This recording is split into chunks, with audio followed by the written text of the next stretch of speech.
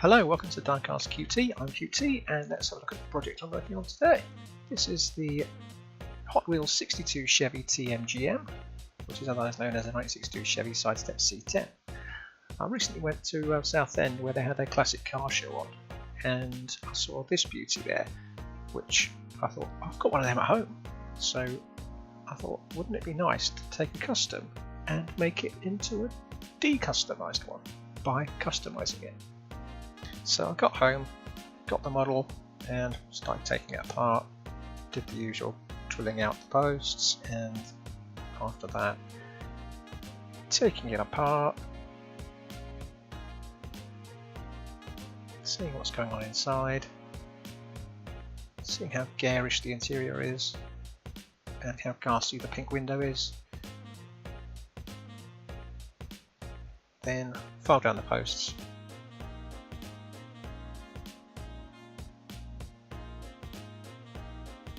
Add a bit of WD-40, drill them out, 1.6mm carbide bit.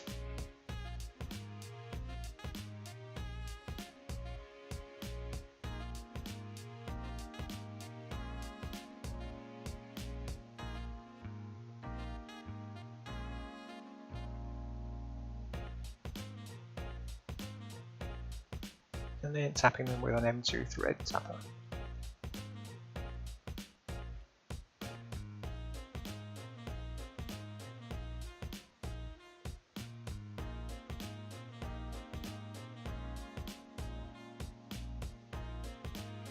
And then fitting some M2 hex head screws in.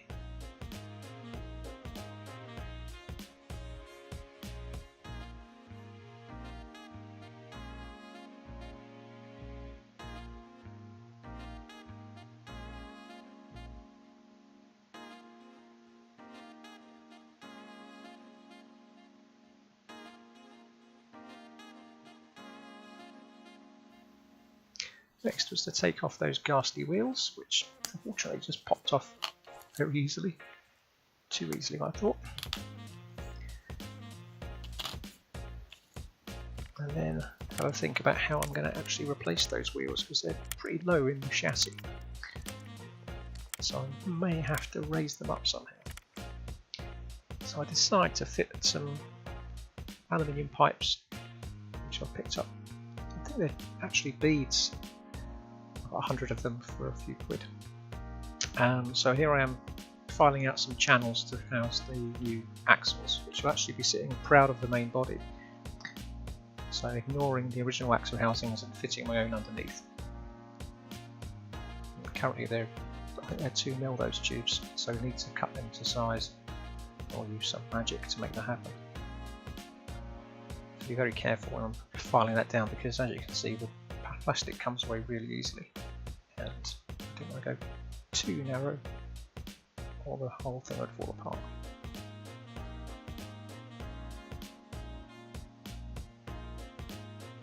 Slowly but surely I got there. I've got it to the sort of height I'm looking for.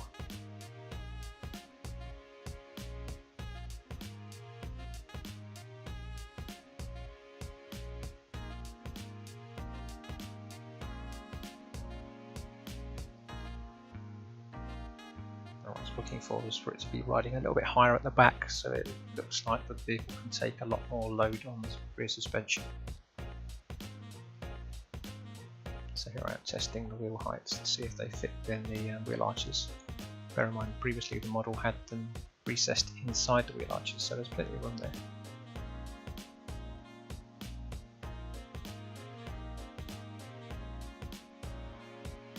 So now I need to make those rods a bit shorter, so let's use some magic. Abracadabra!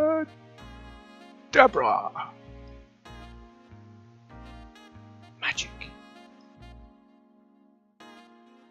Then I fit those with these green line wheels that I've picked up. I think I've got 8 sets of them somewhere. But I like the white wall nature of these ones.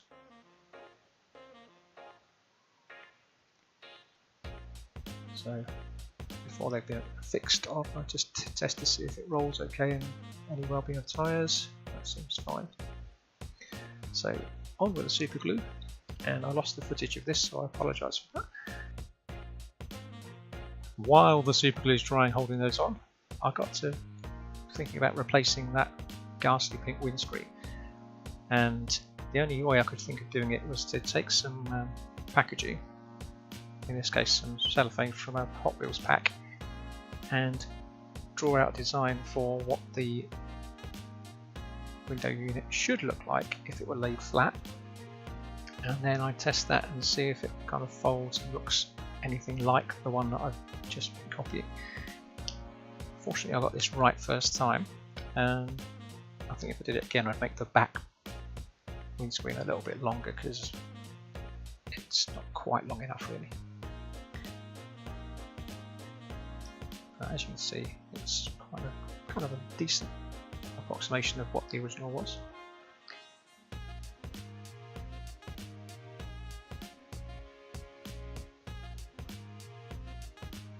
And now put that inside the model, you can see that it fits quite nicely and serves as a replacement windscreen.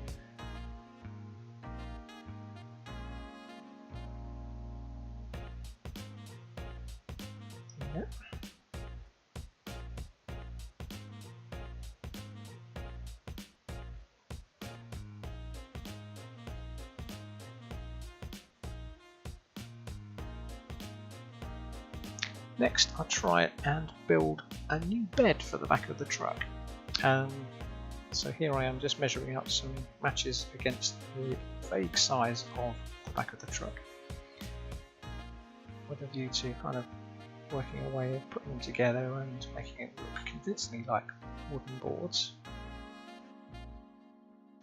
At this point, I'll stick the truck in Dettol for 3 hours and get all the paint off the casting. So after 3 hours the paint just comes away from the metal when you steep it in Dettol. The only thing to watch out for is making sure that it doesn't come in contact with water, which is why I use Neat Fairy after I've brushed off all the paint to get rid of all traces of Dettol and paint.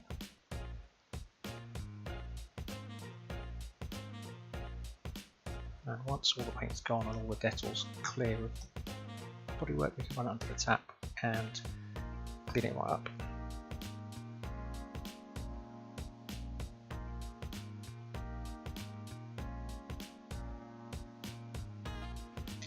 And then after a short bath in hot soapy water, we then can give it a once over with the Dremel with a brush attachment, get rid of any oxidation,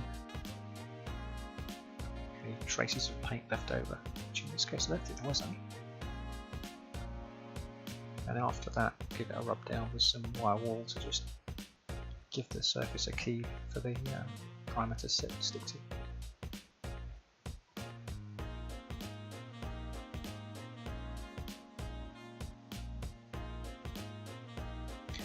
So I've lost some footage in between times where I actually primed and painted the interior and also cut it to size, get rid of the wheel arches on the right there. And you can see in the middle there the base, which has got the glued in axles set. So all 3 of these pieces are now ready for priming. So I'm using Tamiya Grey Fine Surface Primer. Give them all a once over.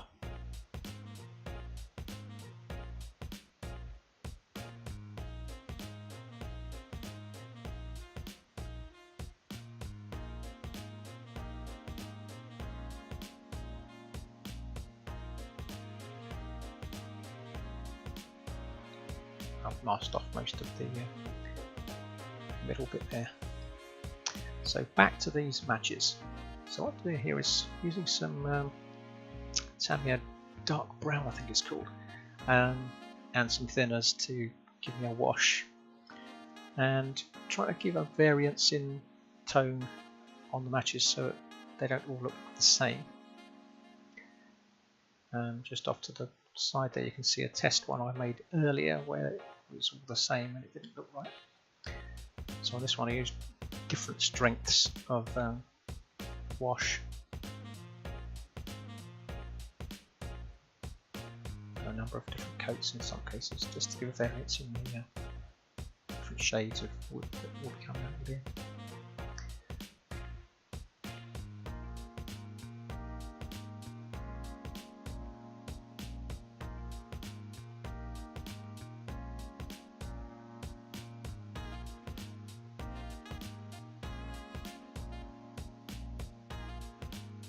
nice darker one there, and you'll see the difference in darkness against the others.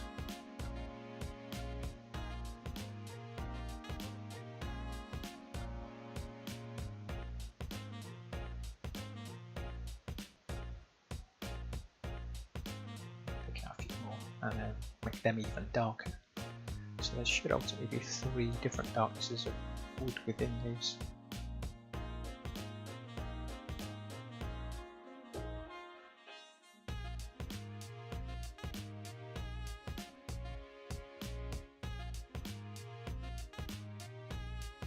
Having measured out the size of the bed, I'm just going to get some paper and just glue the matchsticks in place, and then the paper will form the basis of the bed.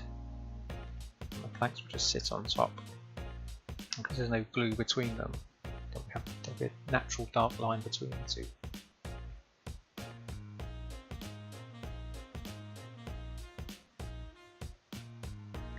So once the glue's dried, I'll cut out the bed from the paper, and then once that's done, okay, just give it a quick rub down with some coarse sandpaper, so 320 grit there, just to take the rough edges off and get them all uniform height really. And then out to the bandsaw and chop out the bits we don't need, and also cut out some lengths to form the sides of the bed as well from the other matches. So then we get some strong wood glue and put our bed together. Easier than the ones from IKEA.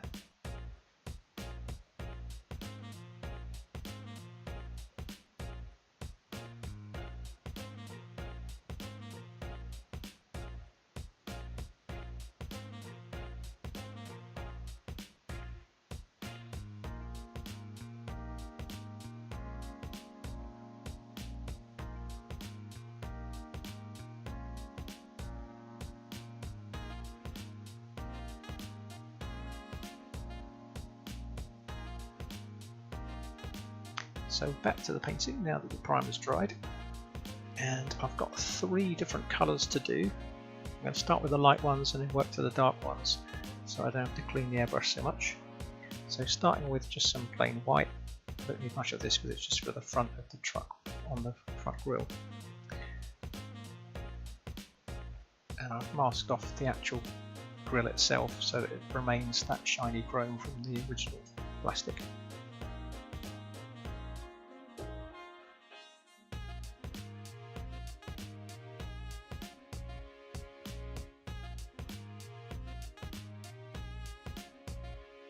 Some Tamiya red. I'm just going to drop that in on top of the white that I've just been using, just to give it a bit of a lighter hue. But I'm looking at it, thinking it's getting a bit pink, so I'll drop in just 2 drops of lemon yellow, just to warm it up a bit.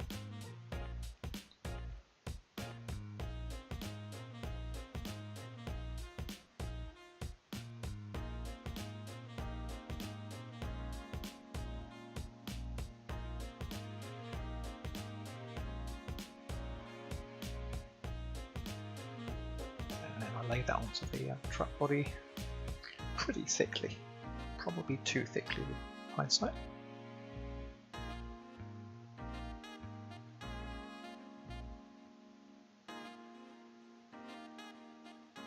I was trying to get the rich red of that car that I'd seen in Southend.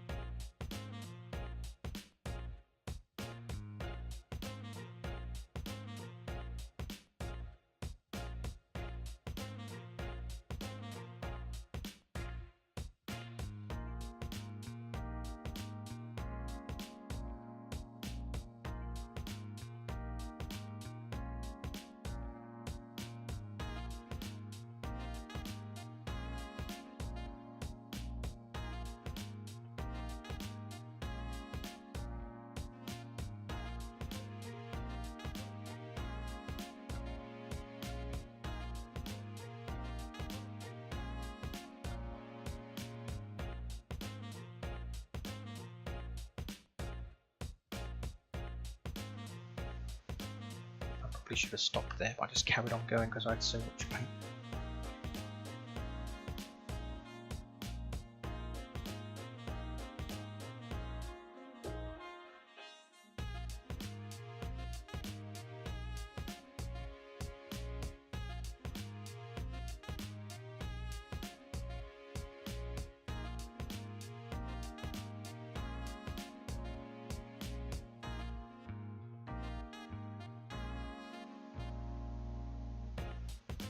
And finally, the base, which I'm just going to do straight black.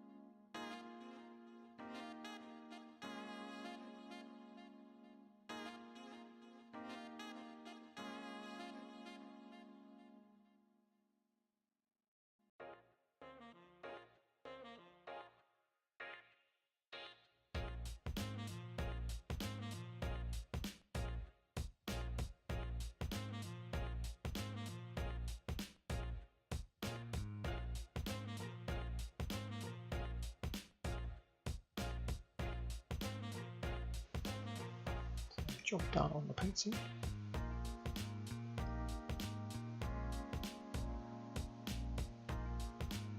So now onto the hand painting elements.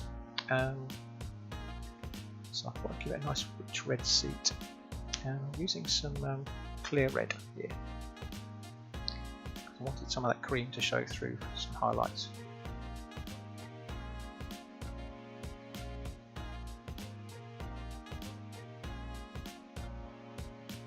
Once that just dried, I actually gave it a dose of oil over the top to give it a dark wash, but I didn't record that because it was really late. So what I'm doing here is just doing the exhaust in gunmetal. No one's going to look at it, but if they do, they'll see that there's some detail underneath as well.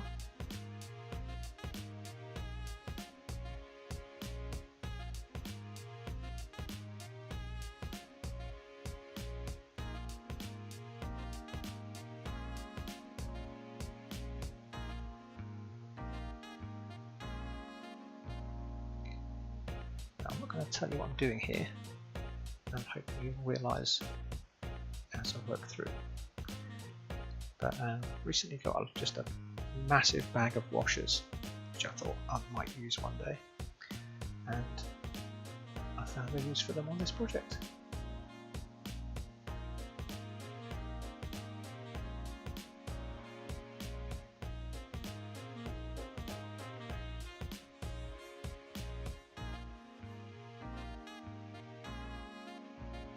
Somehow managed to avoid sticking my fingers together doing this.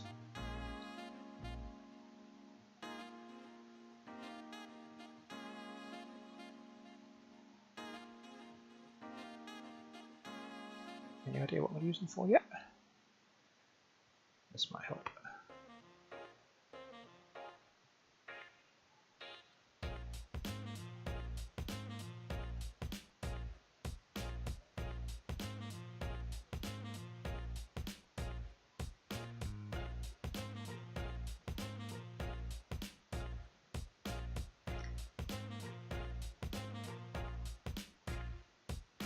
Hopefully it's clear what that's supposed to be.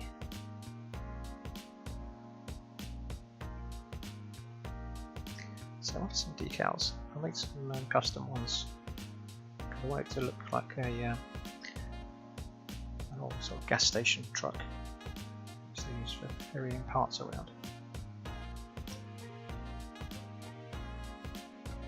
So I'm not actually sure that this writing is all that legible on there, but at least you can see there's a sign there.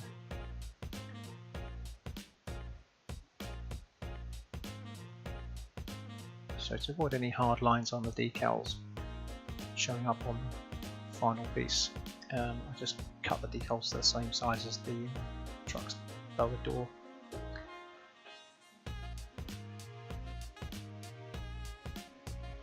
It does say Max Automotive. And once the micro set has dried, just give it a dab down with a wet cloth to set it, and that should stay set for good. This is the final set of pieces. These have all been given a dose of clear coat. In the case of the base, that was some matte lacquer. The rest has been given a airbrushing with some Pledge Revive It. And as you can see, I've done some detailing on the front there with some Del oil and a bit of chrome paint as well.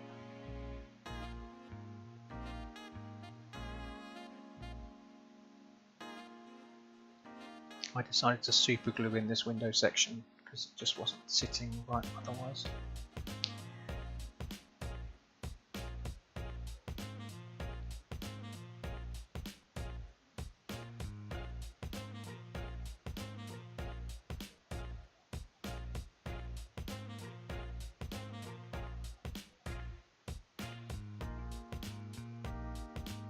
See some extra details I put in there, so the indicators and the rear lights and Chevy logo and the petrol cap.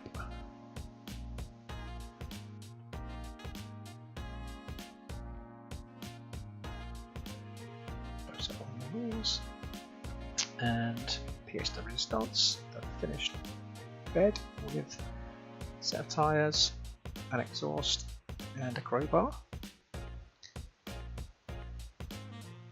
Show you how that was made because I like to have some secrets. They're not going anywhere.